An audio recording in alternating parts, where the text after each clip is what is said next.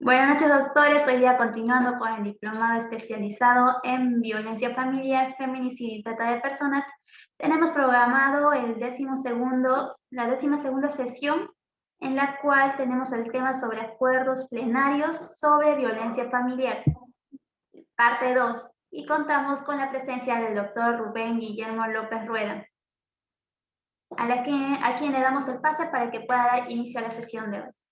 Buenas noches, doctor Rubén.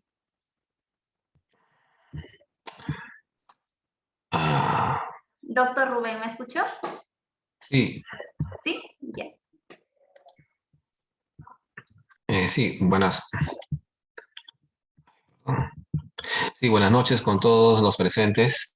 Nuevamente agradeciendo al doctor Henry Ventura por la invitación para dirigirme a ustedes en esta oportunidad para tocar los temas de acuerdos plenarios sobre violencia contra la mujer. Mi nombre es Rubén Guillermo López Rueda, abogado, como lo indica la diapositiva, por la Universidad Nacional Mayor de San Marcos, con estudios de maestría tanto en Derecho Constitucional como en Derecho Penal por la PUC, Pontificia Universidad Católica del Perú, y actualmente me desempeño como fiscal provincial penal de Pisco, ¿no? Desde esta ciudad me estoy dirigiendo a ustedes. Voy a retomar las diapositivas de la sesión anterior, en donde no concluimos con el delito de violencia, de feminicidio, ¿no? Que está normado, bueno, cuyos alcances han sido ya explicitados por la Corte Suprema en el Acuerdo Plenario 1-2016. Entonces voy a dirigirme a esa parte para culminar es solamente ese aspecto de los delitos del delito de feminicidio, ¿no? Que no terminamos justamente por la interrupción del fluido y del servicio de Internet aquí en esta ciudad. Bueno, me parece que habíamos tocado en la sesión anterior, claro, algunos aspectos fundamentales sobre el delito de feminicidio que regula este Acuerdo Plenario 1-2016 es, por ejemplo, el aspecto subjetivo, ¿no? El aspecto subjetivo de la conducta de matar a una mujer por su condición de tal. Habíamos señalado, no sé si se está visualizando, ¿se me pueden indicar, por favor? Doctor, no se puede visualizar las diapositivas.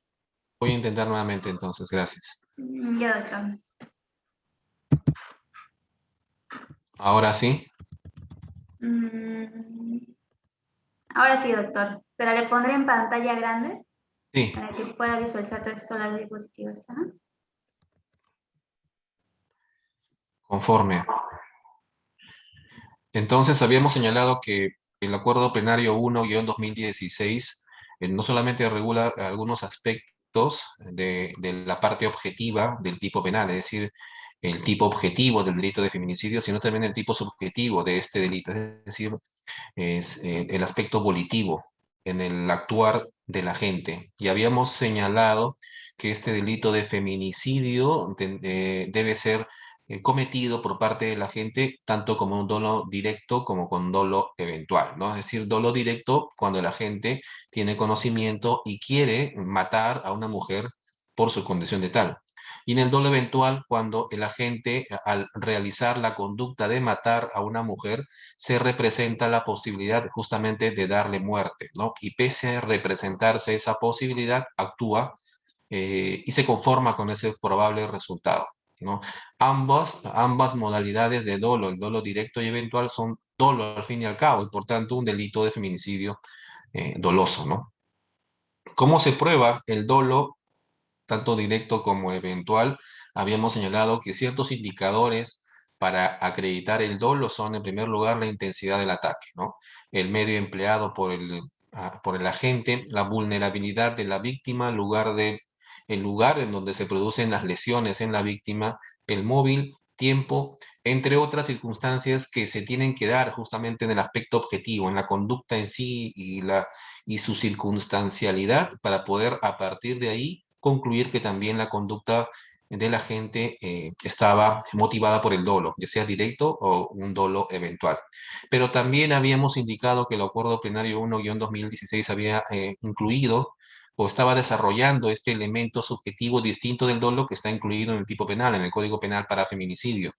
Cuando el legislador penal incluye la frase que el agente, que tiene que ser varón, como ya lo habíamos indicado, mata a una mujer por su condición de mujer, es decir, por su condición de tal, esa frase nos está aludiendo a un elemento o subjetivo, es decir, la parte subjetiva en las que tiene que acreditarse en la psique de la gente, distinto del dolo, ya sea directo o eventual. Por su condición de tal, implica que el legislador penal está señalando que existe un elemento subjetivo distinto del dolo que tiene que acreditarse en la conducta de la gente, ¿no?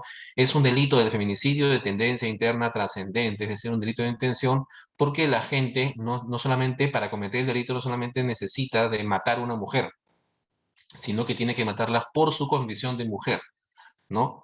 Este sujeto minusvalora, desprecia, discrimina a la mujer y a consecuencia de esta minusvaloración, desprecio o discriminación, la mata.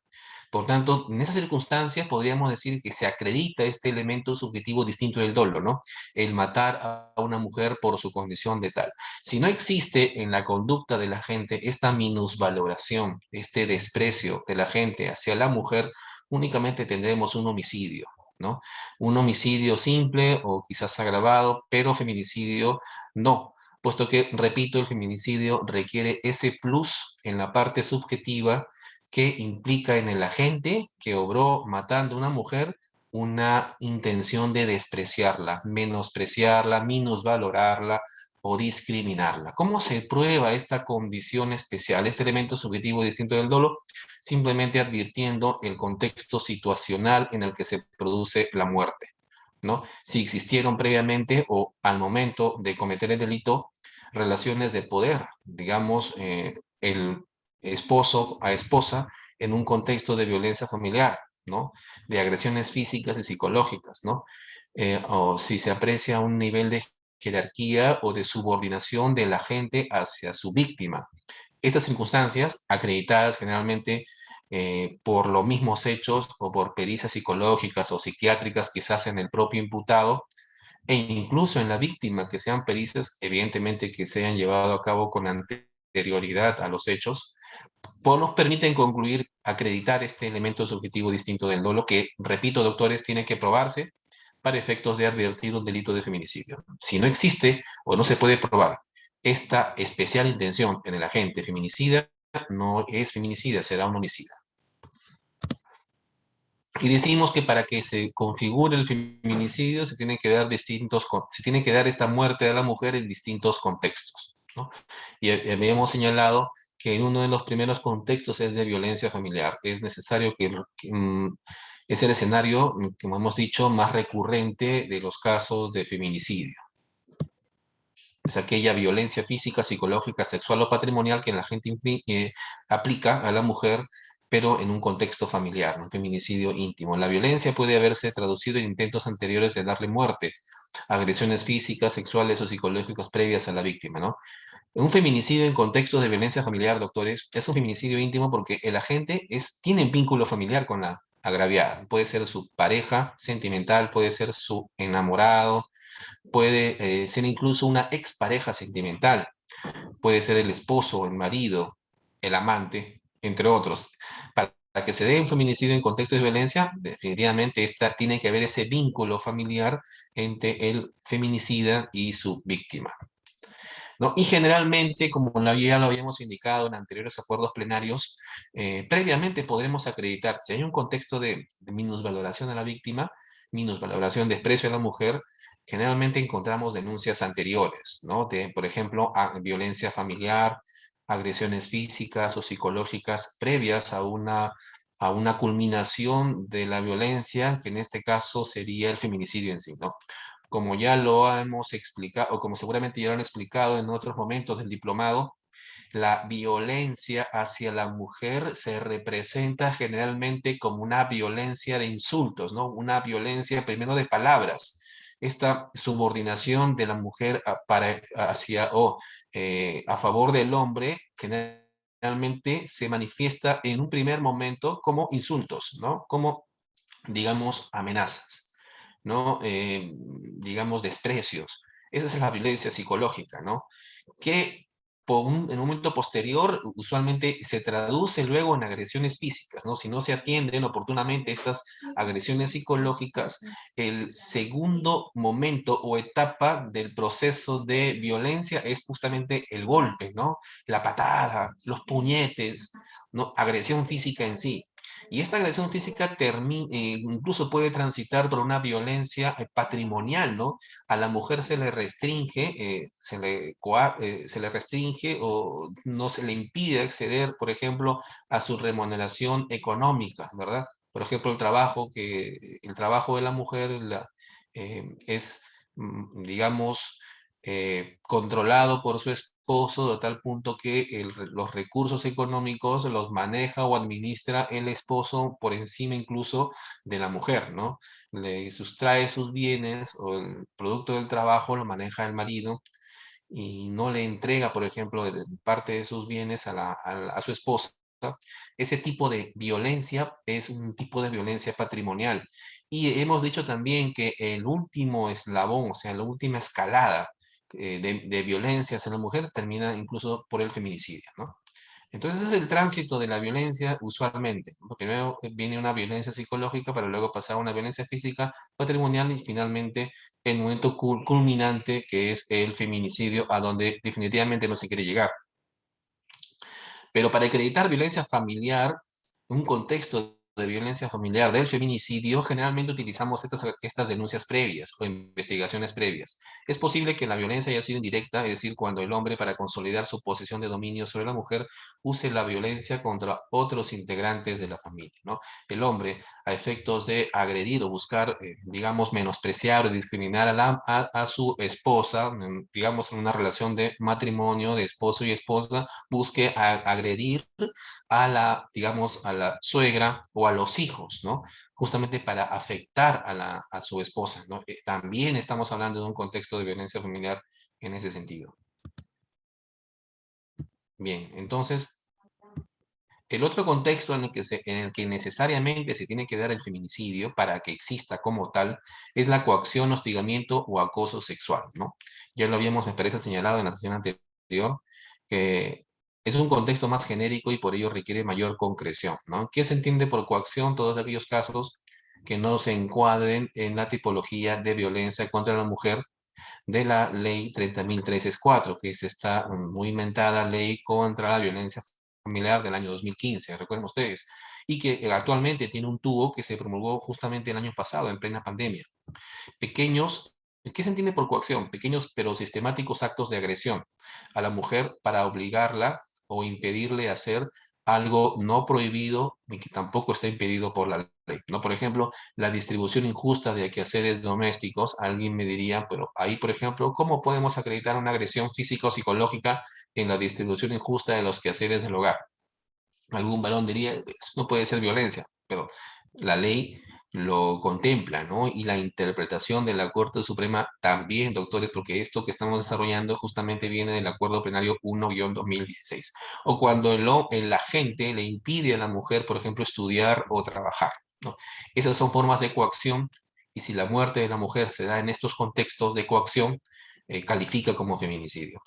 Hostigamiento, que es otro contexto en el que se tiene que dar el feminicidio, ¿no? ¿Qué es hostigamiento? Es molestar a alguien, ¿verdad? En este caso a la mujer, o burlarse de ella, pero no burlarse de una manera, pues, como un ánimo de jocoso, sino como un ánimo de desprecio, insistentemente, relacionadas con el menosprecio, ahí está, menosprecio a la mujer para rebajar su autoestima o su dignidad como persona.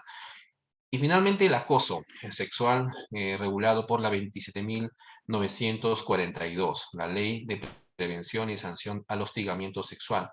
¿Qué se entiende por acoso sexual? Es una conducta sexista, reiterada y no tolerada, pero ¿hacia quién? Hacia la mujer, ¿no? En esos tres contextos, pues se puede dar un típico caso de feminicidio. El tercer contexto en el que puede incurrir un agente para que su conducta de dar muerte a la mujer sea considerado como feminicida es el prevalimiento o el abuso del poder, ¿no? ¿Qué es abuso del poder? es el abuso de una confianza o cualquier posición o relación que le confiera a la gente, que en este caso es el hombre, una especial autoridad sobre la víctima, ¿no? Es el prevalimiento, es el aprovecharse, ¿no? Aprovecharse o valerse de una posición de poder, confianza o legitimación para someter o pretender sojuzgar arbitrariamente a la mujer, ya sea en el ámbito privado o en el ámbito público. Habíamos señalado también que cuáles son los requisitos de este contexto de prevalimiento o abuso del poder. En primer lugar, tenemos que acreditar una posición regular de la gente, ¿no? Una posición, por ejemplo, cabeza de familia en la empresa, en la institución del Estado, en las Fuerzas Armadas o en la Policía Nacional. La gente tiene que tener una posición regular en estos ámbitos, en instituciones castrenses, en la institución educativa, ¿no? O en un hospital, o dentro de un establecimiento penitenciario, la gente puede tener una posición de dominio ahí.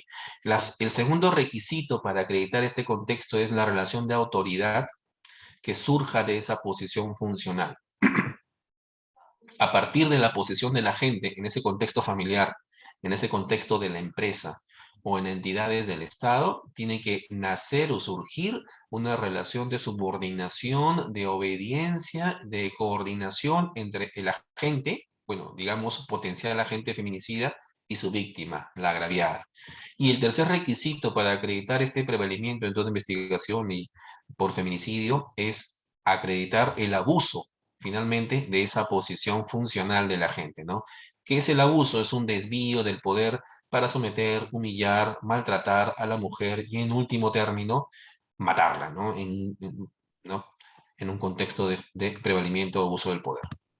¿Cuál es el cuarto contexto en el que se tiene que ver el feminicidio? Un contexto de discriminación.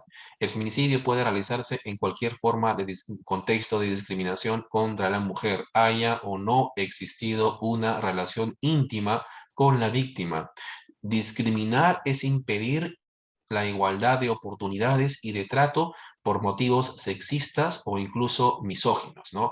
Aquella persona, por ejemplo, que está acosando constantemente a una mujer, quiere acercarse a ella para, digamos, la pretende para tener una relación sentimental con ella y ella digamos, lo niega o lo rechaza al varón, ¿no? Podríamos decir que ese es un contexto, digamos, de acoso, coacción u hostigamiento, pero también podría ser considerado un acto de discriminación, ¿no? Porque si la mujer rechaza a un varón y no permite o, no, o le niega de repente iniciar una relación sentimental con ella, en ejercicio de su libertad de autodeterminación, en la mente del varón, de este acosador, puede incluso crearse un contexto de discriminación, ¿no? Ella no puede tener las mismas oportunidades que tengo yo, ¿no? Ella no puede rechazarme, yo soy mejor partido para ella.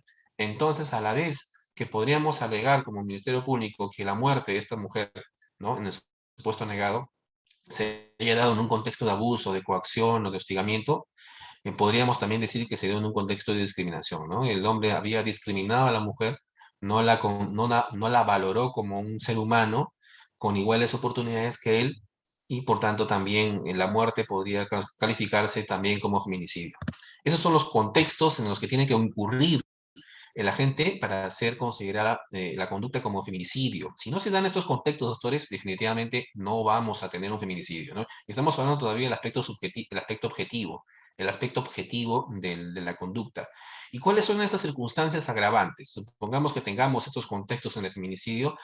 ¿Qué circunstancias hacen que el feminicidio sea considerado como un delito agravado? En primer lugar, la edad de la mujer es importante, puesto que no es igual cometer un acto de feminicidio en una persona adulta mayor, digamos, en una persona adulta, que en una menor de edad o en una persona adulta mayor, o sea, de 60 años a más, ¿no? Por el hecho de que la víctima sea una mujer menor de edad o adulta mayor, se considera que está en un estado de especial vulnerabilidad o de mayor vulnerabilidad de la víctima y por tanto mayor es el reproche penal de la conducta feminicida de la gente. Por tanto, la edad de la mujer, conclusión, es una circunstancia agravante.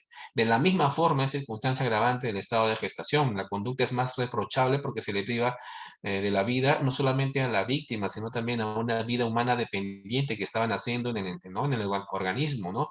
En la misma agraviada. además de la vida de la mujer. El dolo, por tanto, debe involucrar aquí, y esto es un aspecto importante, el dolo de la gente feminicida debe involucrar esta vida que estaba naciendo en el interior de la mujer, era de la vida humana dependiente. Por tanto, el agente debe saber que la víctima estaba gestando. El agente debe conocer que ella estaba gestando. Si el agente comete el delito, el feminicidio, con desconocimiento de este estado de gestación de la mujer, entonces no se aplicará el agravante, porque recuerden ustedes, doctores, toda circunstancia agravante comparte los requisitos objetivos y subjetivos del tipo. Por tanto, el agente tiene que obrar tiene que conocer y tiene que conocer y querer realizar la circunstancia agravante del delito de feminicidio. Otra circunstancia que agrava, le da mayor reprochabilidad o antijuridicidad a la conducta del feminicida es cuando el feminicida tiene bajo su cuidado o responsabilidad a la víctima.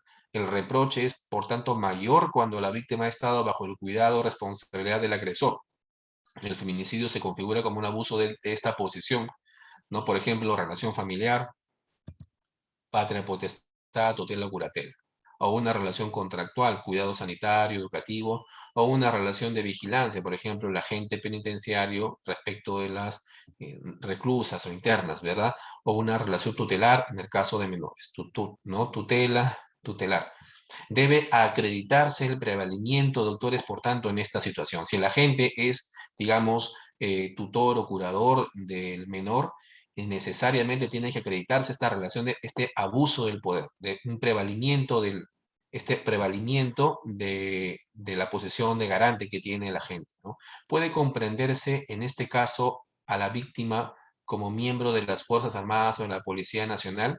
La Corte Suprema en este acuerdo plenario 1-2016 señala que al igual, digamos, al igual que en el caso del tutor o curador respecto de la víctima, de la misma manera se encuentran las mujeres miembros de las Fuerzas Armadas o de la Policía Nacional respecto de sus superiores jerárquicos.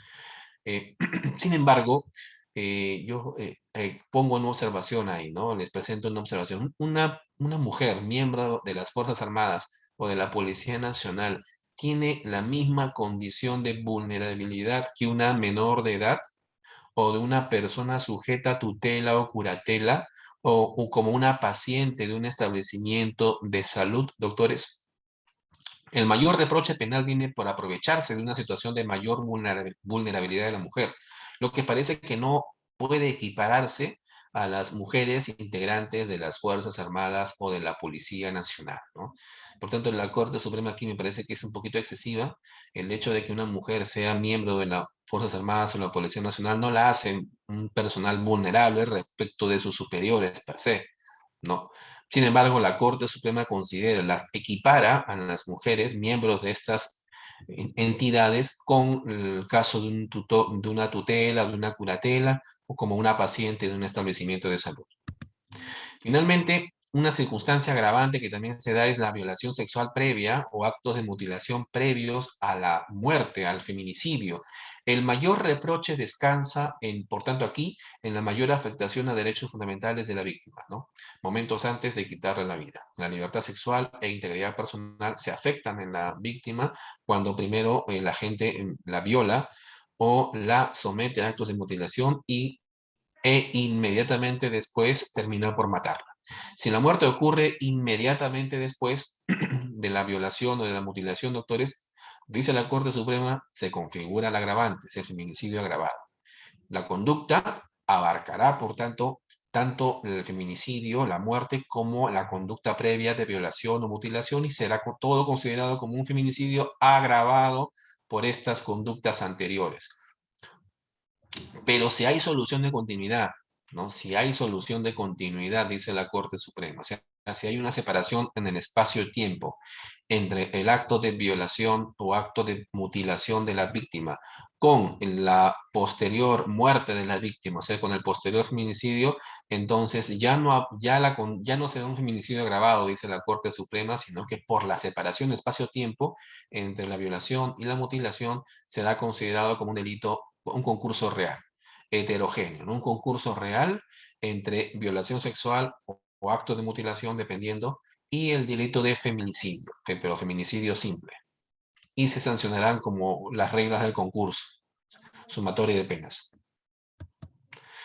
La otra circunstancia agravante que para el feminicidio es el abuso de cualquier tipo de discapacidad.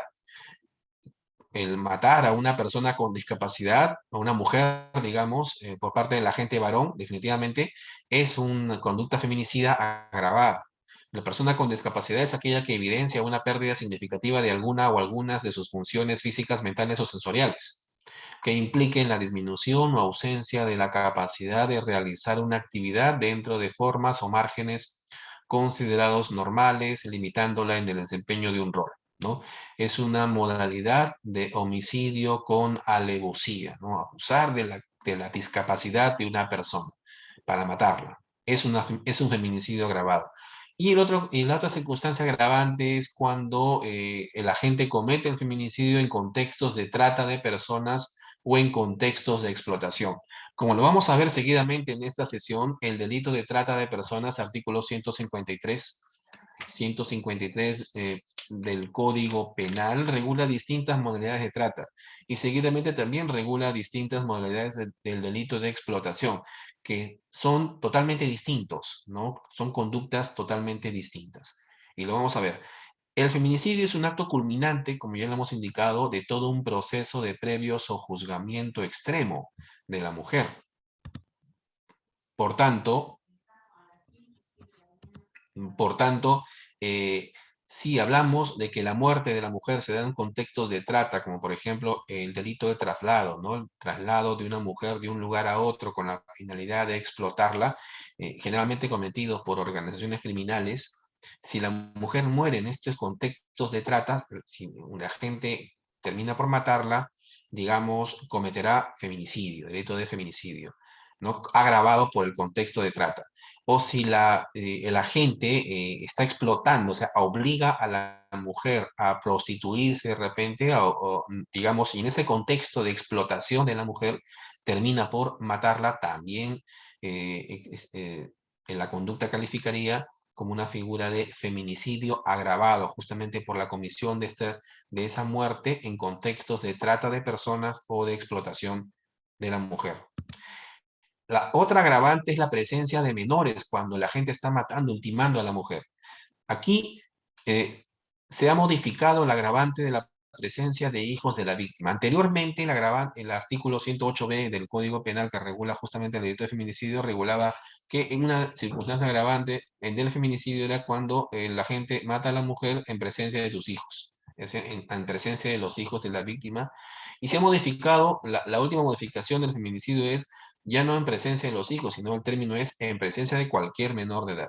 No se requiere que los menores presencien el acto, dice la Corte Suprema, solo que la gente sepa que los menores están, por ejemplo, en la vivienda y sufran el dolor psicológico de que le están dando muerte a una mujer.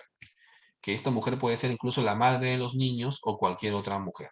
Por tanto, el mayor reproche, dice la Corte Suprema en este aspecto, es el trauma que se le causa a los menores, ¿no? Quienes saben que están dando muerte a una mujer en su presencia. No necesariamente en la misma habitación, ¿no? Pero que sepan que están ahí en el lugar. Y la última agravante es cuando cuando hay concurso con otras agravantes del delito, cuando se dan los delitos, las agravantes del delito de homicidio calificado, ¿no? El móvil feminicida, dar muerte a una mujer por el solo hecho de serlo, es incompatible con las agravantes de ferocidad, codicia, lucro o placer, ¿no? Si ustedes leen el tipo penal de feminicidio del Código Penal, en la última parte de las circunstancias agravantes señala que el feminicidio será agravado cuando concurran cualquiera de las circunstancias del homicidio calificado. Sin embargo, no todas las circunstancias del homicidio calificado, o sea, las circunstancias que justamente cualifican un homicidio simple, pueden concurrir con un feminicidio, ¿no? Por ejemplo, las agravantes de ferocidad, codicia, lucro o placer son incompatibles con el feminicidio. O al feminicidio o al feminicida se le castiga por haber dado muerte a la mujer por el solo hecho de serlo, o se le castiga por asesinato por tener un móvil pueril, un móvil ambicioso o hedonista. No cabe un móvil feminicida y un móvil asesino en la conducta, ¿no? Eso lo señala el Acuerdo Plenario 1-2016. Por tanto, algunas agravantes del homicidio calificado en conclusión no son incompatibles con el feminicidio, pero el Código Penal lo regula así, ¿no? Bien, con eso concluimos el delito de feminicidio de la sesión anterior y ahora pasamos a tocar los eh, 3 acuerdos plenarios de esta sesión. No sé si me están escuchando y viendo las diapositivas. Las están visualizando, ¿verdad? ¿Sí? Sí, doctor, afirmativo. Gracias. En la sesión de hoy tocaremos pues ahora los 3 acuerdos que estaban faltando, ¿no? El acuerdo plenario, digamos, esto de acá, me permiten, por favor. El acuerdo plenario 5-2016 que regula el ámbito procesal de los delitos de violencia contra la mujer, ¿no? Luego pasaremos a tocar el acuerdo plenario 6-2019 que regula aspectos concursales de los delitos que ya había mencionado en su momento, ¿no? El delito de trata de personas por un lado y el delito de explotación sexual, que como ustedes verán no son delitos similares, ¿no? Se dan en momentos distintos. La gente la gente realiza conductas distintas, ¿no? Tanto en la trata de personas como en la explotación sexual. Si bien ambas se pueden dar en contextos de organizaciones criminales, que es una circunstancia agravante, son conductas totalmente distintas, ¿no? Y finalmente terminaremos por el Acuerdo Plenario 9-2019 que regula o que prohíbe en concreto arribar a principios de oportunidad o acuerdo reparatorio, ¿no? En los delitos de violencia contra las mujeres, el artículo 122b del Código Penal. Bien, comencemos entonces.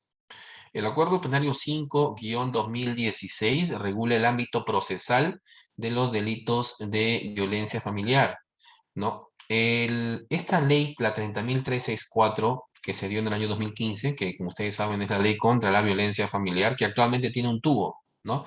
El decreto supremo 04-2020, que fue publicado el año pasado, ¿no? Actualmente tenemos un tubo de esta ley, que se dictó en plena pandemia. Pero en su momento, la ley contra la violencia familiar modificó, y muchas personas a veces, abogados, no se percataron en su momento de esta poderosa modificación. Se modificó el artículo 242 del Código Procesal Penal, introduciendo la obligatoriedad de que para recibir las declaraciones de niños, niñas, adolescentes agraviados por estos delitos, tenía que utilizarse la anticipación probatoria. Es decir, para recibir declaraciones de niños y niñas y adolescentes agraviados por estos delitos, violación sexual, trata de personas, proxenetismo y ofensas al pudor, esas declaraciones se tendrían que recibir no en cámara GESEL, sino mediante prueba anticipada. Y lo dijo específicamente el artículo 242 del Código Penal, con la participación de psicólogos especializados y en salas de entrevistas implementadas por el Ministerio Público, ¿no? Incluso el artículo 242, modificado en el año 2015 por la Ley contra la Violencia Familiar, señala que el Poder Judicial implementará salas de entrevistas propias según sus parámetros, ¿no? Y estas entrevistas o pruebas anticipadas, incluso dice el artículo, el legislador penal, en las salas de entrevistas implementadas por el Ministerio Público. ¿Qué quiere decir? ¿A qué voy con esto, doctores? Desde el año 2015, con la sola dación de la ley contra la violencia familiar que actualmente está regulada en un tubo, el Decreto Supremo 04-2020, desde el año 2015 ya el legislador penal había señalado que las declaraciones de niños y niñas víctimas de violencia familiar, violencia sexual, tenían que realizarse mediante una prueba anticipada o anticipación probatoria.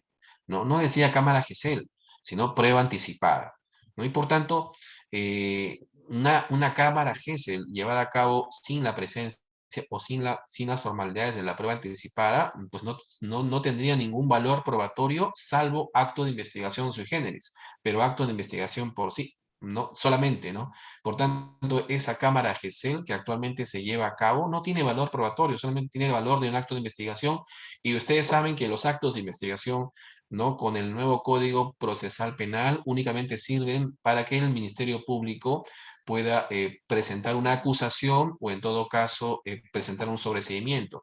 Y para la defensa, justamente para articular su defensa. Pero los actos de investigación no son actos de prueba, ¿no? Eso lo sabemos de antemano. Por tanto, para que un acto de investigación tenga valor probatorio, en este caso la declaración de los niños y niñas, necesariamente tiene que darse una prueba anticipada. Y ya lo decía el acuerdo plenario del año, perdón, lo decía la ley en el año 2015.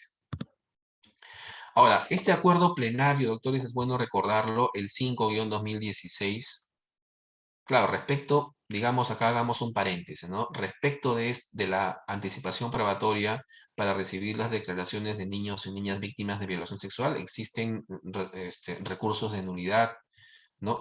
Casaciones incluso que se han dado el año pasado en plena pandemia, obligando a los fiscales a solicitar prueba anticipada para la declaración de los niños y niñas, ¿no? Pero el que tiene mayor peso justamente es un acuerdo plenario, ¿no? El 5-2016, donde ya la Corte Suprema había señalado, había recordado a la comunidad jurídica que ya la ley misma estaba modificando el artículo 242, exigiendo justamente esta prueba anticipada para los niños y niñas, que no se venía aplicando, ¿verdad? No se venía aplicando sino hasta hace poco nada más. Este acuerdo también regula las características que tienen las medidas de protección. En el caso de las medidas de protección, rige el principio de variabilidad. Es decir, estas medidas pueden cambiar, pueden modificarse, ¿no? Así como se modifican las conductas de las parejas que primero se denuncian, se agreden física y psicológicamente, digamos, en la realidad peruana, lamentablemente, y luego se amistan. ¿Cómo quedan las medidas de protección? Dirán ustedes, ¿no? Bueno, quedaron sin efecto todas porque ya están amistando, están viviendo juntas. ¿Esto es así?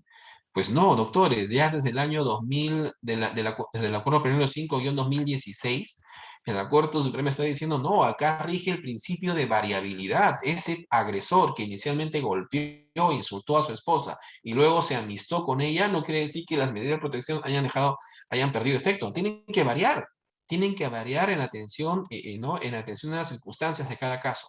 Incluso dice la Corte Suprema, por el principio de variabilidad, estas medidas de protección podrían incluso ser fijadas como reglas de conducta en sentencias de condena por estos delitos de violencia familiar. Y si son fijadas, o si pueden ser fijadas como reglas de conducta en sentencia, su incumplimiento puede acarrear revocatoria de una pena condicional o de reserva de fallo condenatorio, ¿verdad? Reserva de fallo condenatorio. Claro, este aspecto, doctores, el último, como reglas de conducta, hay que matizarlo con la última modificación y, dicho sea de paso, con el último acuerdo plenario que vamos a ver en el sentido, como ustedes saben, de que no se puede aplicar una pena suspendida en delitos de violencia familiar, ¿no? Del artículo 122b, eso lo ha dejado. Eso está definitivamente claro con las últimas modificaciones que se han dado, ¿no? Pero el acuerdo plenario del 2016 decía esto, ¿no? Como reglas de conducta se pueden fijar medidas de protección. Estas medidas de protección son provisionales, sujetas al principio de intervención indiciaria, sospecha razonable de comisión delictiva y proporcionalidad. En su revocatoria o la imposición de otra medida más intensa se evalúan motivos de incumplimiento, motivos de gravedad y circunstancias sin perjuicio de la responsabilidad por el incumplimiento. No, repito, doctores, este acuerdo plenario tiene que ser concordado con el último acuerdo y con la última modificación al Código Penal en el sentido que no se puede aplicar pena suspendida en delitos de violencia familiar. ¿Cuáles son estas medidas de protección? Están enumeradas en el artículo 22 del reglamento, ¿no? Son, por ejemplo, el retiro del domicilio, es el más común, ¿no? Dependiendo de la intensidad del ataque, doctores, ¿no? El impedimento de acercamiento a la víctima también tiene que ser, digamos, regulado por el juzgador. ¿Impedimento de acercamiento a quién? ¿A la víctima solamente? Y si la víctima tiene hijos y el agresor tiene también el derecho a ver y a visitar a los menores, ¿acercamiento a qué distancia? Todo esto tiene que regularse por parte del juzgador. La prohibición de comunicación, ¿comunicación con quién? ¿Y en qué sentido, no? Porque un padre agresor tiene el derecho de comunicarse con la madre de sus hijos para efectos de ver el tema de los hijos, ¿no? Entonces, esto también tiene que modificar, tiene que precisarse por el juzgador. Pero también, dice el artículo 22, pueden imponerse dentro de un proceso penal con las reglas del artículo 248 y 249 del Código Procesal Penal. ¿Qué medidas de protección puede dictar el juzgador? Claro, durante la investigación o proceso por violencia familiar. No puede dictar protección policial, El juez puede incluso disponer el cambio de residencia, ocultación del paradero de la víctima, la reserva de la identidad de la víctima en diligencias, entre otras medidas de protección que, dicho sea de paso, hasta el momento no he tenido la oportunidad de solicitarla, ni mucho menos advertir que el juez pueda dictar este tipo de medidas. Entiendo yo, serán en casos extremos, ¿no? Pero todavía no he tenido la suerte de ver un tema de estos, pero sí, el Código Procesal Penal faculta al juzgador a dictar este tipo de medidas de protección. ¿Qué otro aspecto regula el acuerdo plenario? Repito, un 5-2016, la declaración de la víctima. Dice el acuerdo plenario que los requisitos de la prueba anticipada se exceptúan para menores víctimas de trata, delitos contra la libertad sexual, proxenetismo, etcétera, ¿no? Pero el pedido está sujeto a juicio de admisibilidad y concurrencia de todas las partes, pudiéndose realizar incluso en diligencias preliminares. ¿Cuáles son los requisitos de una anticipación probatoria? ¿Cuáles son estos requisitos para que el Ministerio Público pueda solicitar la actuación de un acto, de la actuación de prueba antes de juicio oral? La inmediatez, la urgencia, la irrepetibilidad. Tengo un testigo que viaja al extranjero, tengo un testigo con una enfermedad terminal, o tengo un testigo que está siendo víctima de hostigamiento, digamos, amenazas contra su integridad o contra la vida de él y de su familia. Estas situaciones de urgencia justifican o son los presupuestos de una anticipación probatoria, ¿verdad? Pues bien, la Corte Suprema y el artículo 242 del Código Procesal Penal, modificado por la Ley contra la Violencia Familiar, señala que estos requisitos se exceptúan para casos de menores víctimas de este tipo de delitos.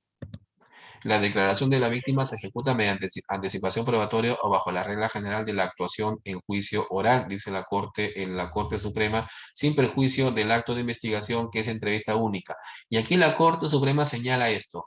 La Cámara GESEL, la entrevista única del artículo 19 de la ley, ¿no?, contra la violencia familiar, no tiene carácter de medio de prueba y solo sirve para procedimientos no penales de violencia contra las mujeres e integrantes del grupo familiar. Dice, procedimientos no penales, ¿no?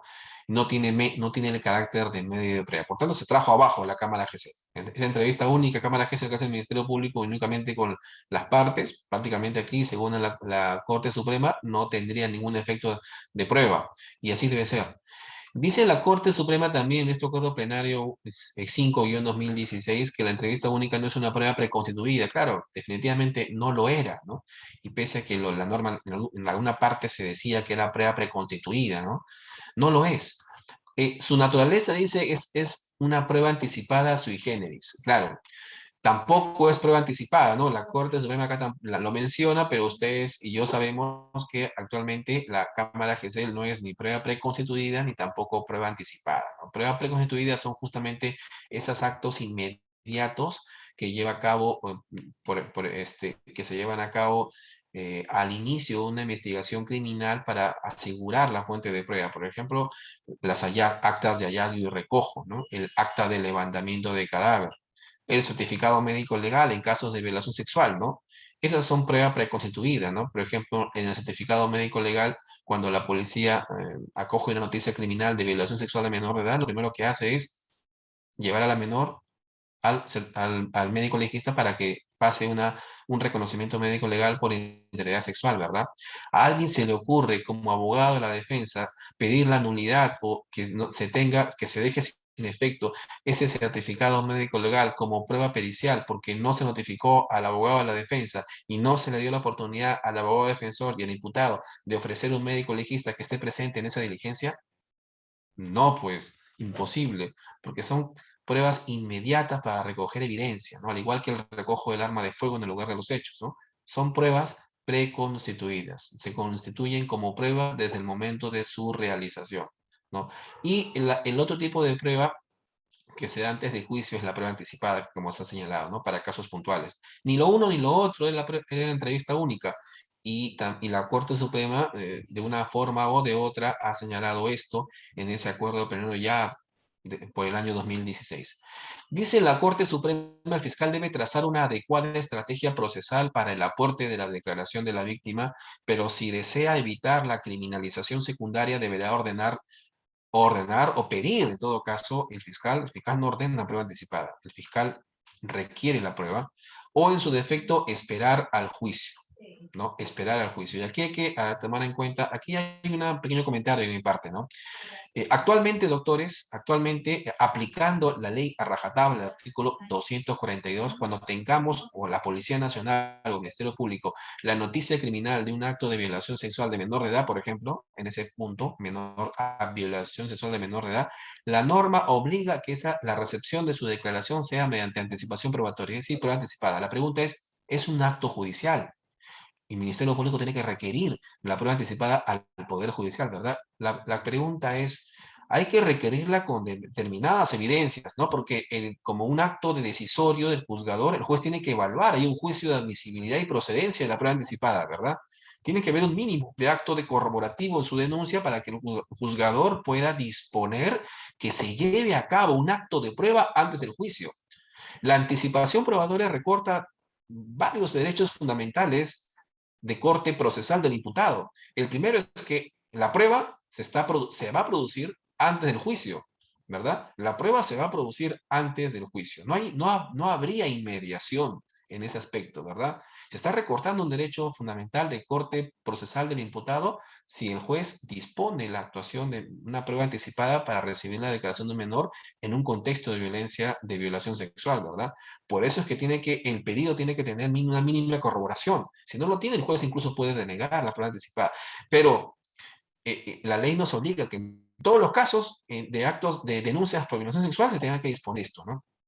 Eso va a permitir, o sea, eso obliga a que el Ministerio Público lleve a cabo una investigación mínima, corroborativa, no de saque, sino, digamos, a mitad de la investigación, diligencias preliminares, para que estos actos recabados en esa instancia sirvan para fundamentar un pedido de anticipación probatoria para recibir la declaración del menor, ¿no? Ya, el tema es que el Poder Judicial está saturado de casos, ¿no? Y estas pruebas anticipadas, digamos, si lo presento ahora en Pisco, se llevan a cabo después de 2 o 3 meses, mínimo, ¿no? Porque, digamos, por una serie de circunstancias, ¿no? Digamos, depende de que si el Poder Judicial tenga o no tenga una sala especializada para cámara GESEL, digamos, por la carga procesal, ¿no? Entre otras circunstancias. Entonces, eso dilata más las investigaciones. Incluso, y eso sin mencionar que se podrá, digamos, realizar cámara GC, el juzgado podrá disponer de tiempo para realizar prueba anticipada de menores, entrevista única, para todos los casos de violación sexual. Digamos, eso es imposible, ¿no? Actualmente lo que se está haciendo es, digamos, para casos más importantes acá en Pisco, menores de edad víctimas de violación sexual, definitivamente prueba anticipada, y para menores, digamos, de 14, 15, 16 años, lo que estamos haciendo excepcionalmente es recibir su declaración como acto de investigación, con conocimiento y participación de las partes, como una entrevista única, digamos, y la menor tendrá que declarar en juicio, definitivamente, ¿no? Tendrá que declarar en juicio. Si es una señorita de 15, 16, tendremos que llevar al Estado para que declare. Se está vulnerando se está exponiendo a la víctima a una criminalización secundaria, como la habíamos mencionado, pues sí, ¿no? Pero esto no es obvio que el Ministerio Público no lo haga, por el hecho de que el Ministerio Público piense que va a sobrecriminalizar a la menor, la va a estigmatizar, el tener que nuevamente declarar 2 veces, ahora en el estrado, no debería, no es el ideal, pero lamentablemente por la elevada carga procesal del juez, del juzgador, se está optando por esas circunstancias, ¿no? O en el peor de los casos, si la menor o la víctima no declara en juicio, podemos oralizar. Podemos oralizar su declaración conforme a las reglas del artículo 380 y 381 del Código Procesal Penal del año 2004, ¿verdad? Siempre que esta declaración se haya cumplido con el contradictorio. O sea, un acto de investigación se puede introducir en juicio oralizándolo, siempre y cuando ese acto de investigación se lleve a cabo con conocimiento y participación de la defensa, ¿no? Bueno, cierro paréntesis y continuamos. El Acuerdo Plenario 5-2016 regula la valoración de la declaración de la víctima. La regla para valorar la declaración de la víctima es, como toda prueba o acto de investigación, la sana crítica, observando los estándares mínimos de la argumentación racional. Dice. Estos delitos de violencia, dice la Corte Suprema, violencia familiar, son delitos clandestinos y en agravio de personas generalmente vulnerables. ¿No? Hay que valorar las declaraciones, por tanto, de estas menores y mujeres en víctimas de violación sexual, a pesar de que incluso pueden ser poco objetivas estas declaraciones, ¿no? Por haber padecido de este delito grave, ¿no? Violación sexual, imagínense ustedes, según las pautas de imparcialidad subjetiva. Como toda pauta para recibir una declaración de testigo, ¿verdad? Testigo agraviado, que es un testigo específico. Un tipo especial de testigo es el testigo agraviado. No es un testigo imparcial, justamente el agraviado. Pero tenemos que tener estas pautas. Imparcialidad subjetiva, es decir, que nuestro testigo agraviado no tenga ninguna circunstancia que permita dudar de la credibilidad de su declaración. ¿No? Incredibilidad subjetiva. 2, coherencia y credibilidad. Esto es que ese relato de nuestro testigo agraviado tiene que estar mínimamente corroborado con evidencias periféricas, ¿no? Digamos, la versión de la testigo víctima corroborada con una pericia psicológica, por ejemplo, ¿no? La versión de la víctima, perdón, corroborada con una declaración testimonial, digamos, los padres que primero se enteraron de la violación, o de un amigo o una amiga. Está mínimamente corroborado, ¿verdad? Y el tercer requisito, dice la Corte Suprema, es la persistencia de esta declaración. La víctima tiene que haber dicho lo mismo, bueno, no exactamente, sino lo medular del hecho, porque justamente el tiempo hace mella en la memoria de una persona, ¿no? No es igual que a una testigo agraviada tenga que declarar inmediatamente después de cometido el hecho en prueba anticipada a que declare en juicio, ¿verdad? La memoria con el tiempo tiende a relativizarse, no es el mismo relato, pero tiene que ser un relato persistente, sin contradicciones, no se requiere coincidencia absoluta. Tiene que estar este criterio tiene que estar matizado con el Acuerdo Plenario 1-2011 sobre atención de las condiciones a la víctima. ¿Recuerdan ustedes? El día lunes conversamos de este Acuerdo Plenario 1-2012 en cuanto a la declaración de la víctima y la segunda declaración o la retractación, ¿no? Que puede priorizarse una primera declaración inculpatoria ante una segunda declaración de exculpatoria o de retractación. ¿En qué contextos? ¿En qué circunstancias? Lo dice acá. Los tres elementos de toda declaración testimonial, en este caso de la agraviada, no son requisitos formales, dice la Corte Suprema en nuestro Acuerdo Plenario 5-2016. Es decir, que no necesitan concurrir todas las tres copulativamente para que se pueda dar crédito a la víctima. Tienen un carácter relativo. Claro, ¿por qué dice que tienen carácter relativo y que no se requiere que estén presentes las tres? Justamente por la retractación, puesto que la retractación de la víctima hace mella, o sea, atenta contra esta persistencia, el tercer requisito que se debe valorar en toda declaración. Si la víctima se retracta, por tanto su declaración no es persistente, doctores, ¿no? Este acuerdo dice, no son estos requisitos necesarios o tengan que concurrir de manera copulativa, ¿no? Se pueden dar, tienen carácter relativo. Por ejemplo, la enemistad de las partes no excluye valorar la sindicación, hay que valorar los motivos de la retractación de la víctima, ¿no? Y la coherencia de la primera versión inculpatoria. Por ejemplo, la víctima puede haber sufrido presiones sociales, culturales y familiares para retractarse, ¿no? Pero podemos valorar, darle mayor credibilidad, repito, a la primera versión inculpatoria que a la segunda exculpatoria. Dice la Corte Suprema que es indispensable que el testimonio incriminador sea coherente y sólido. Recuerden ustedes, Acuerdo Plenario 1-2011 del lunes pasado, ¿no? La consistencia puede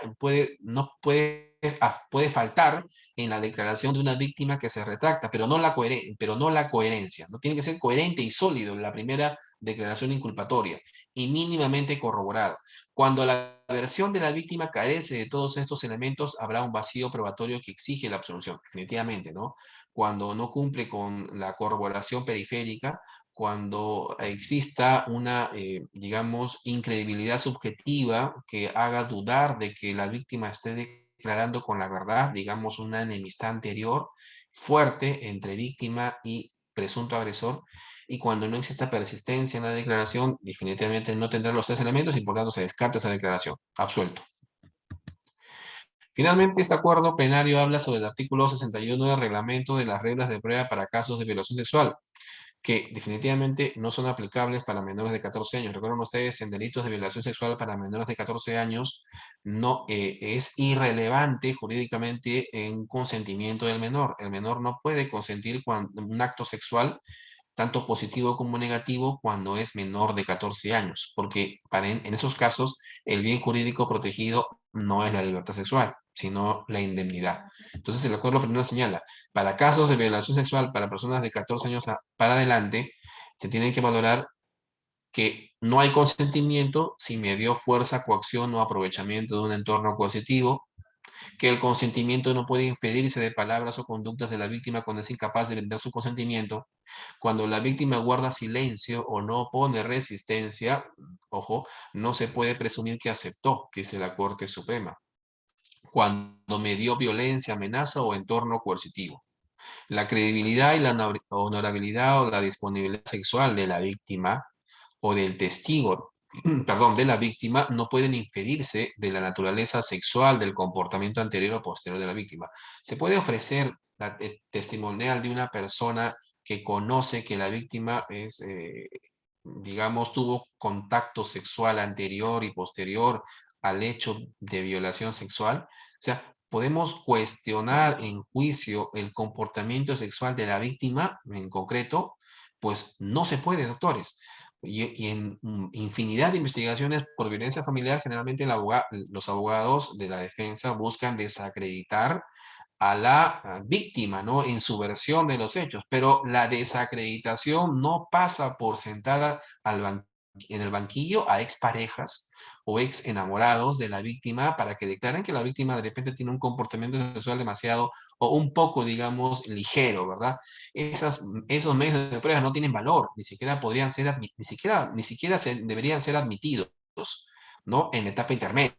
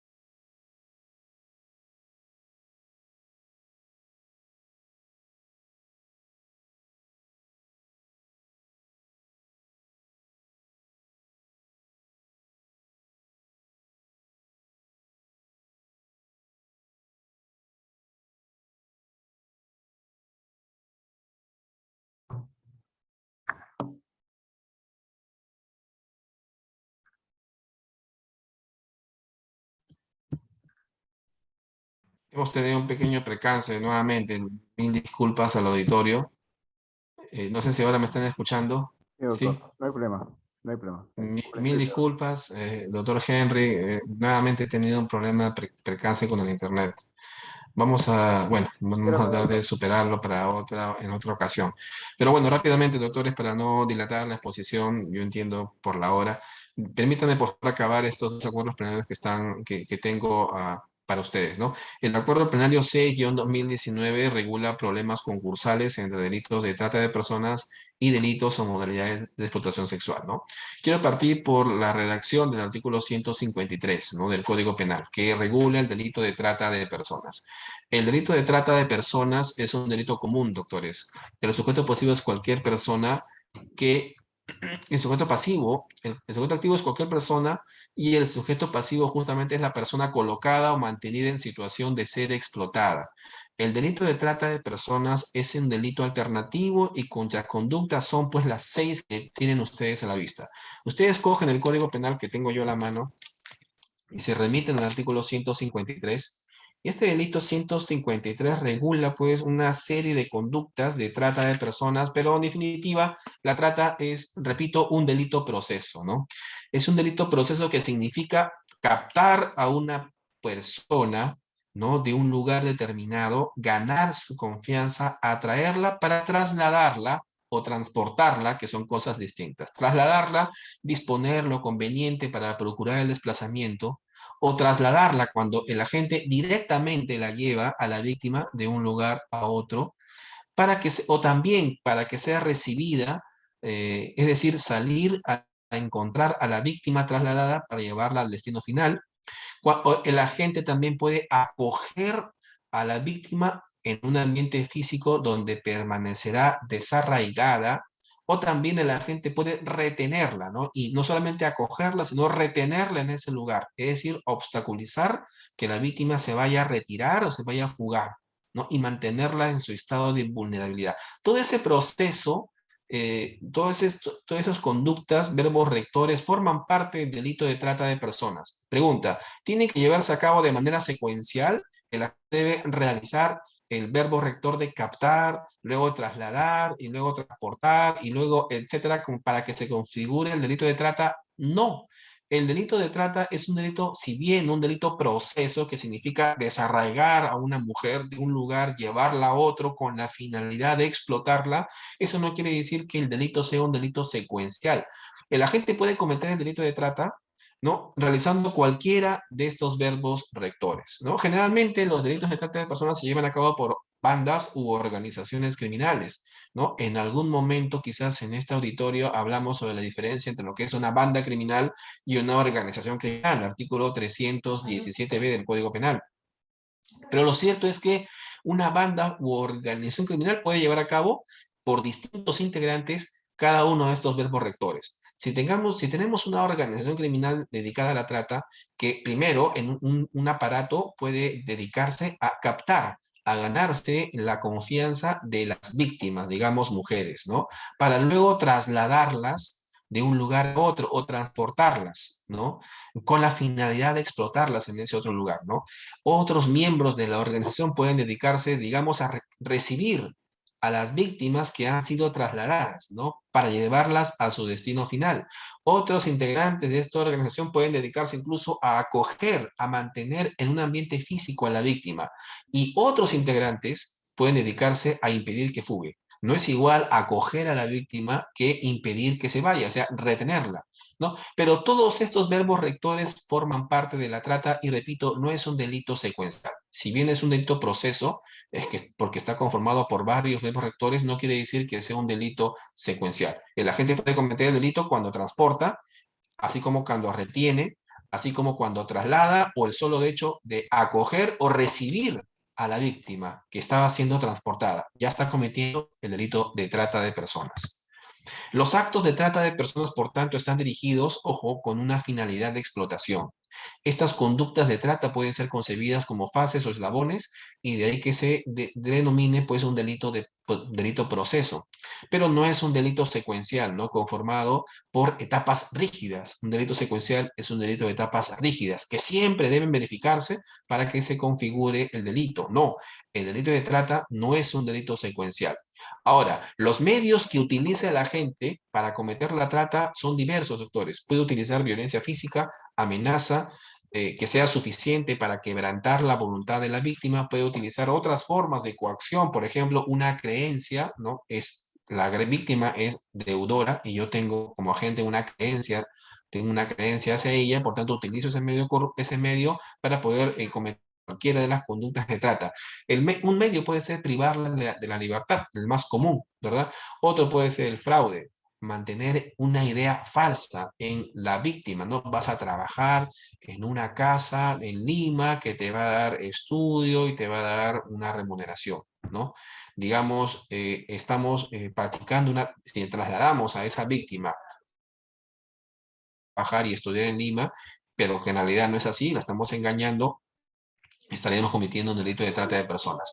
El abuso de poder también es una modalidad de la trata de personas, aprovechamiento de una posición superior para influir en la víctima y el abuso de una situación de vulnerabilidad, que es el más común de los medios para cometer trata, ¿no?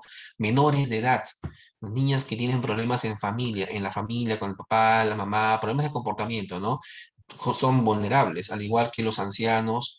Cuando una víctima tiene una poca instrucción, no es iletrada, por ejemplo, o hay dependencia económica, ¿no? De la víctima. Estas situaciones de especial vulnerabilidad hacen que la gente abuse de esa vulnerabilidad para cometer cualquiera de las conductas de trata de personas. El artículo 153, numeral 3, que regula el delito de trata, señala, doctores, que los menores así consientan una conducta de trata, cualquiera de la que hemos visto, no, este consentimiento es irrelevante jurídicamente, ¿no? Los medios para los medios de trata, para actos de trata de niños no requieren ser probados. Se presume que cualquier pretensión probatoria del consentimiento del menor es impertinente, doctores. La irrelevancia probatoria se extiende a cualquier menor de 18 años. ¿A qué me refiero con esto?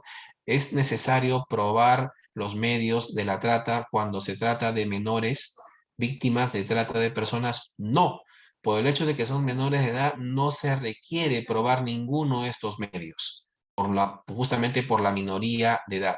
El consentimiento es irrelevante, el consentimiento es irrelevante para los menores de edad. El artículo 153, numeral 4, también regula esta probanza cuando se trata de mayores de edad. En caso de víctimas mayores de edad, el consentimiento de una víctima mayor de edad carece de relevancia cuando el agente haya incurrido en cualquiera de los medios antes referidos. Claro, esto es evidente, ¿verdad? Es evidente. Si tenemos una víctima mayor de 18 años, víctima de trata de personas, yo no podría alegar como abogado defensor el consentimiento de la víctima si la fiscalía tiene como un medio corruptor, por ejemplo, un medio, digamos, un medio de trata, digamos, el abuso de una situación de vulnerabilidad en la víctima mayor de 18 años, ¿no? Por tanto, en el caso de mayores de edad, el consentimiento carece de valor si han habido medios para estos medios que hemos señalado para cometer la trata. ¿Qué es lo que se protege en el delito de trata de personas? La libertad personal y la dignidad de la persona. La persona se ve instrumentalizada para servir a otros y es un delito de tendencia interna trascendente o delito de intención, puesto que además del dolo se exige un elemento subjetivo adicional.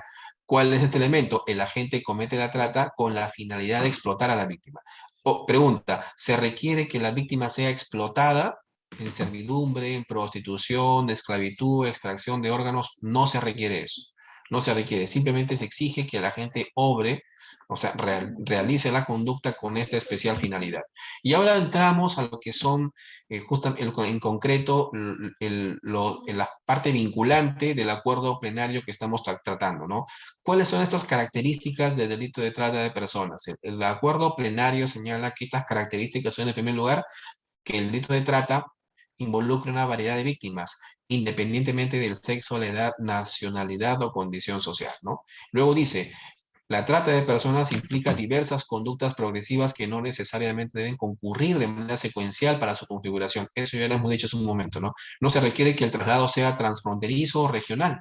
Basta el desarraigo de la víctima en sentido amplio, desarraigo en sentido amplio. Incluso puede haber un traslado dentro de la misma ciudad de la víctima, ¿no? Dentro del lugar de residencia. Es diferente el delito de trata de personas al delito de tráfico de inmigrantes. La finalidad es distinta a la explotación de la víctima en el caso de la trata. No siempre está vinculada la trata de personas con su comisión por integrantes de una banda o de una organización criminal. Pueden ser incluso actos aislados, no estables. Y finalmente, los actos de trata son actos previos a la explotación. Ahí tenemos un pequeño cuadrito, ¿no?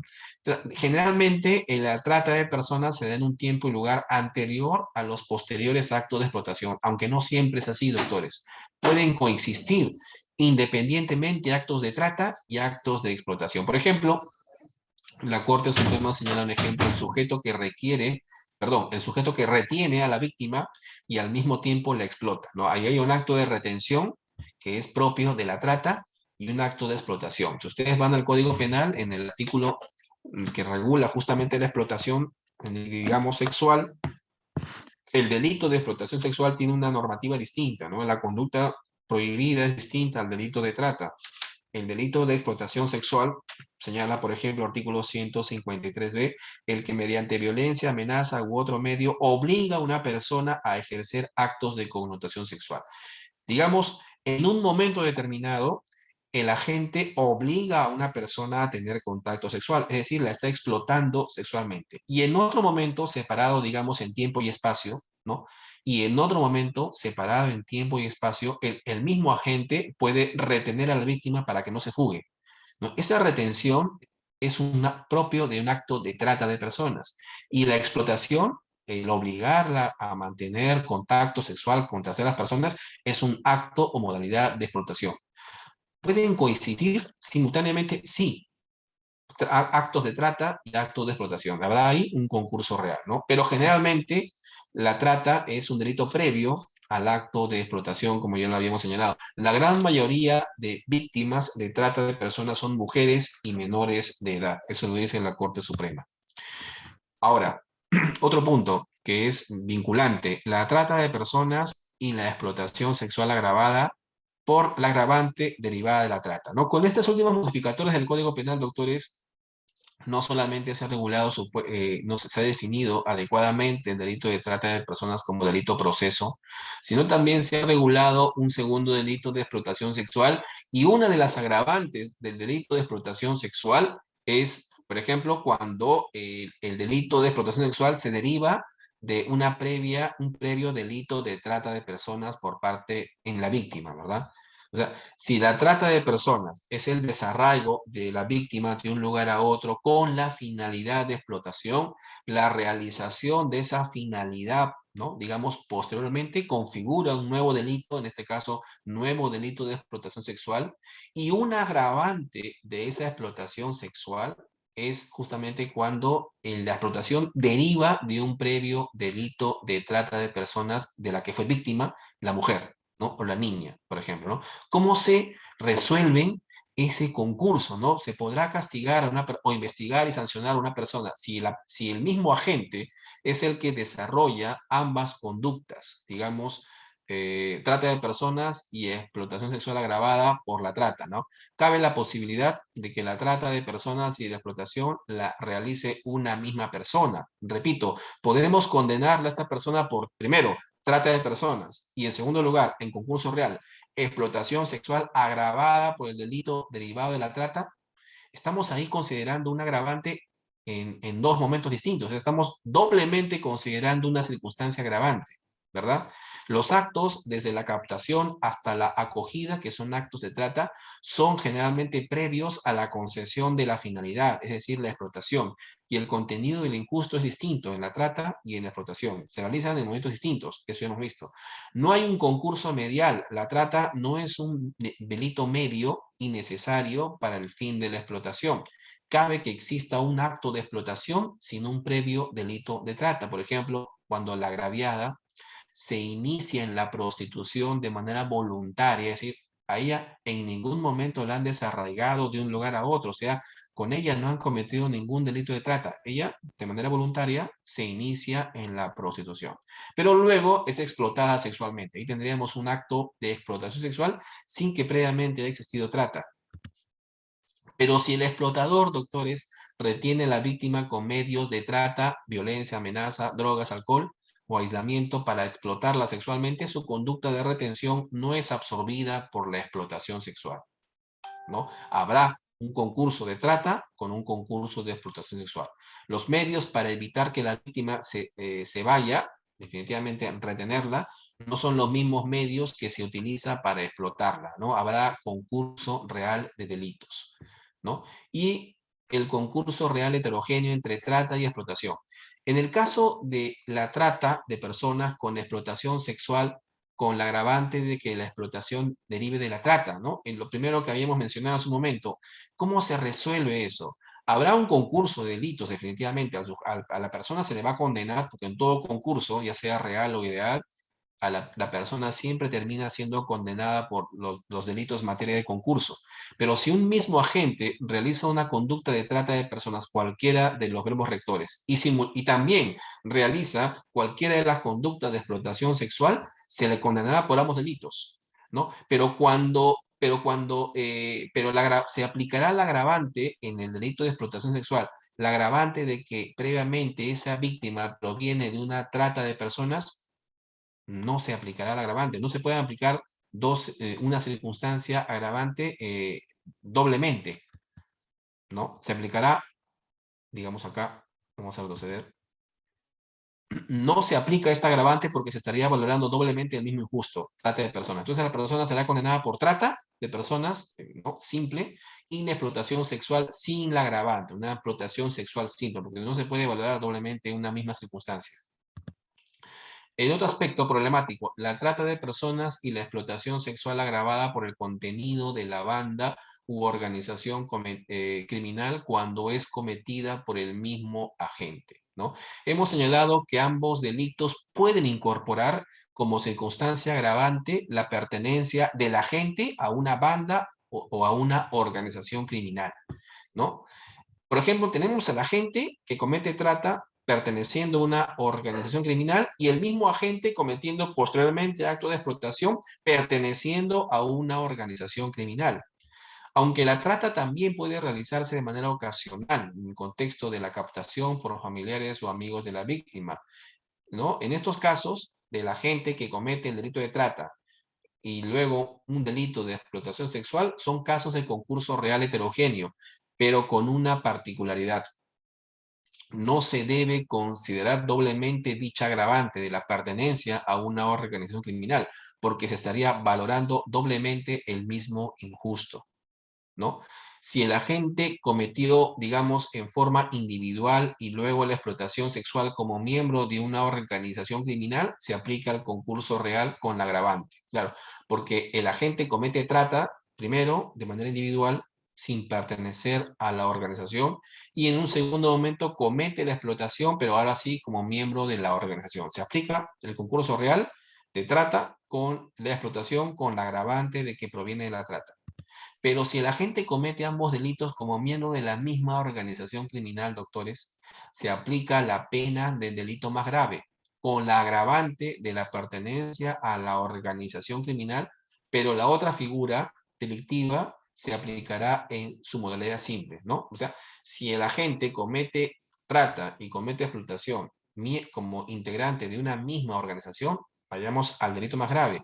Se aplica la pena del delito más grave, ya sea la trata o ya sea la explotación, y a esa pena más grave se le aplica el agravante de la pertenencia a la organización. Pero al otro delito ya no se le aplicará la agravante de la pertenencia a la misma organización, porque se estaría valorando doblemente una misma circunstancia.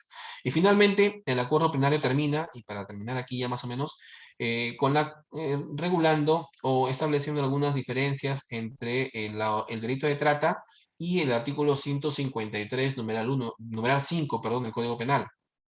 En el numeral 5 del artículo 153 del Código Penal, doctores, regula la conducta de los gestores, de los promotores, de los facilitadores o de los financistas de los delitos de trata de personas, que no es lo mismo al agente de la trata. Una cosa es que la gente cometa los verbos rectores que configuran el delito proceso de trata de personas, y otra cosa es el agente que promueva, que favorezca, que financie o que facilite la comisión de la trata de personas, ¿no? La trata de personas por parte de otros agentes, ¿no? Ese promotor es reprimido con la misma pena que el autor de la trata. Lo dice el artículo 153, numeral 5 del Código Penal, ¿no? Pero, digamos, ¿este promotor es también será autor de trata? No. Es probable que los promotores, los favorecedores, los financistas o facilitadores de trata puedan tener similar condición en cualquiera de las modalidades de delito de explotación sexual. O sea, podemos tener un promotor, el mismo promotor de la trata de personas también puede ser un promotor del delito de explotación sexual, puesto que el Código Penal también regula a los facilitadores o a los gestores de la explotación sexual de menores de edad, por ejemplo, artículo 181A, o al promotor de la pornografía infantil, artículo 183A. Estas conductas de favorecimiento, promoción y financiación y facilitación son similares, tanto en el delito de trata como en el delito de explotación sexual. Luego, no corresponden al mismo suceso fáctico desde el punto de vista normativo de la trata o de la explotación. ¿Qué dice la Corte Suprema? Que estos facilitadores o gestores no son tratantes, ¿no? La conducta de alguien que gesta o que favorece o promociona o facilita la trata de personas no es la misma conducta del autor de trata de personas, ¿no? Tampoco lo es la conducta del que favorece la explotación sexual de menores de edad, no es la misma conducta de aquel que explota sexualmente a un menor de edad. La finalidad del tratante, dice la Corte Suprema, por ejemplo, es el desarraigo de la víctima, ¿no? El explotador solo busca su explotación sexual. Luego, la conducta de los financistas es distinta, ¿no? El financista y el tratante es aquella persona que busca ayudar o sufragar los gastos del traslado de menores de un lugar a otro, ¿no? Para desarraigarlos. El financista de la explotación lo que busca es facilitar justamente económicamente que el explotador explote sexualmente a los menores de edad, ¿no? La conducta, por tanto, del favorecimiento, promoción, ya sea para la trata o para la explotación, es distinta, ¿no? Son delitos independientes, por tanto, estos favorecimientos o financiamientos totalmente independientes de la trata de personas y totalmente independientes de la explotación sexual. Luego, la determinación de la pena se resuelve conforme al concurso real de delitos. Y finalmente, doctores, el acuerdo plenario 9-2019, para terminar la sesión de hoy, seguramente ustedes ya habrán leído en su momento, que regula la violencia contra las mujeres integrantes y el principio de oportunidad, acuerdo reparatorio y problemática de su punición. Con este acuerdo plenario 9-2019, doctores, en la Corte Suprema señala zanja de plano cualquier posibilidad o impide cualquier posibilidad de que en investigaciones por delitos de violencia familiar se pueda arribar a un principio de oportunidad o a un acuerdo reparatorio, ¿no? Impide la aplicación de un principio de oportunidad o acuerdo reparatorio, repito, en investigaciones por violencia familiar. ¿Cuál es el sustento del acuerdo de la Corte Suprema? La naturaleza de este delito, la naturaleza de los bienes jurídicos protegidos, de los motivos de su incorporación en el Código Penal, de los tratados internacionales que buscan combatir la violencia contra las mujeres y los integrantes del grupo familiar, y la innegable realidad de su presencia en sociedad como acto precedente de actos más lesivos. Recuerden ustedes en el Acuerdo Plenario 1-2016, feminicidio como un momento culminante de una agresión paulatina, no crónica, del hombre hacia la mujer, ¿no? Por tanto, hay un interés público aquí grave en el procesamiento de estos casos, por lo que se hace también inviable, dice la Corte Suprema, la aplicación del principio de oportunidad del artículo 2 del Código Procesal Penal. Perdón.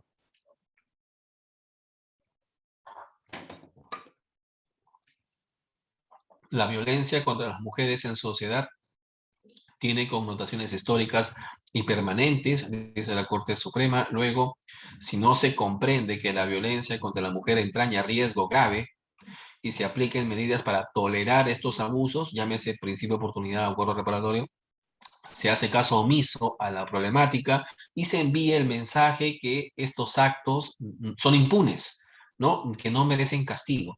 Y esto generalmente, este acuerdo plenario se da, entiendo yo, porque era práctica del Ministerio Público y de la Defensa alentar cuando la agresión física era mínima, digamos, del hombre hacia la mujer, generalmente hablando, era mínima. El Ministerio Público intentaba arribaba a pequeños principios de oportunidad, ¿no? Con el pago de una pequeña reparación civil a favor de la agraviada, terminaban por archivar estos casos, ¿no? Con la Corte Suprema advirtiendo esa conducta, esa práctica fiscal, expide este acuerdo plenario indicando que no cabe la posibilidad de aplicar un principio de oportunidad, ni siquiera un acuerdo reparatorio.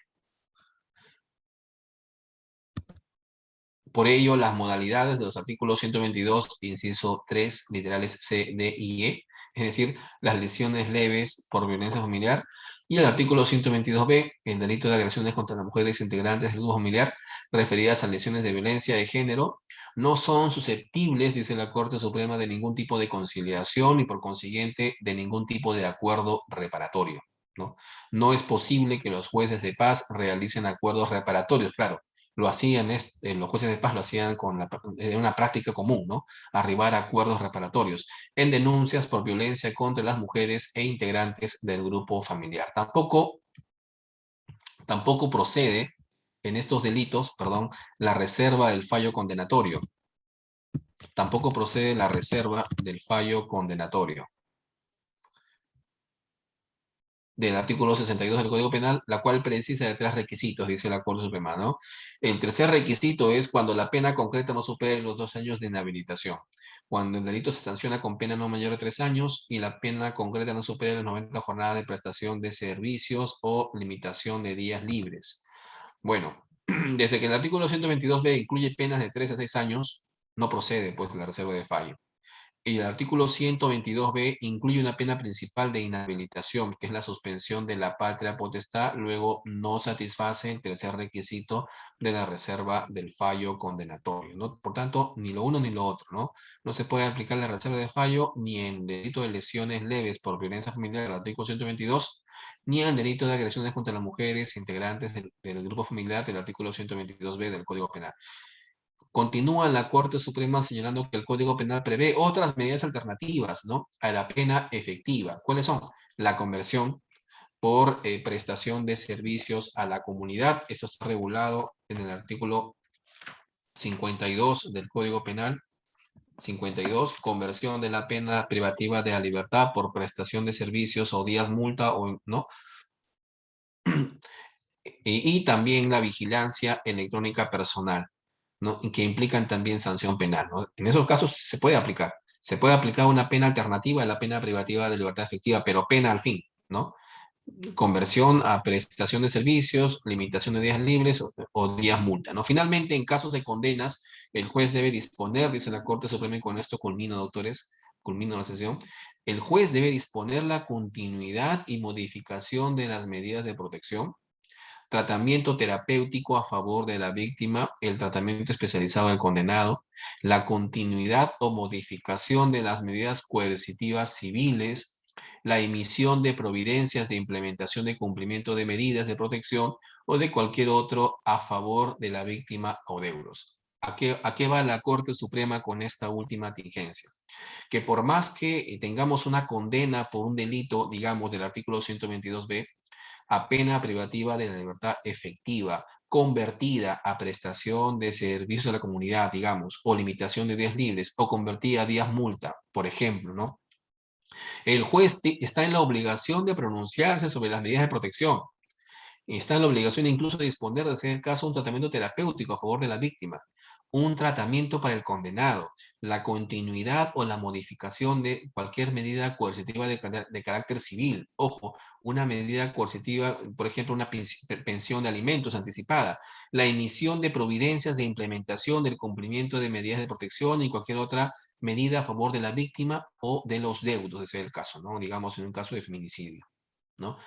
Estos aspectos generalmente no se estilan en que el juez disponga, ni tampoco que el Ministerio Público lo solicite en casos de violencia familiar al momento de expedir condena, ¿no? Al momento de expedir el fallo, generalmente lo que se está haciendo en época de pandemia es evitar de cualquier manera prisiones privativas de libertad efectivas de corta duración, sobre todo en violencia familiar, ¿no? Se recurre, por tanto, como lo dice el acuerdo plenario, a estas modalidades de conversión, ¿no? Por prestación de servicios o días multa, generalmente, ¿no? Pero no debemos olvidar, dice, que también están las medidas de protección, que también deben ser dispuestas por el juzgador, ¿no? En casos de violencia familiar.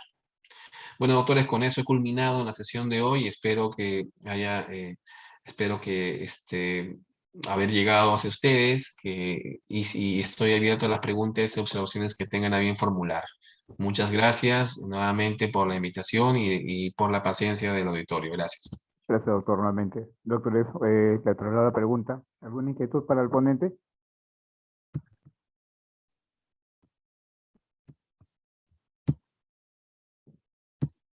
Doctor Rubén, creo que quedó muy claro su exposición en el día de hoy. Doctores, entonces damos por concluido la sesión de hoy. Doctor Rubén, gracias una vez más. Muy buenas noches. Gracias, doctor Henry. Gracias al auditorio y nos vemos en una próxima oportunidad. Muchas gracias. Buenas noches. Buenas noches, doctores.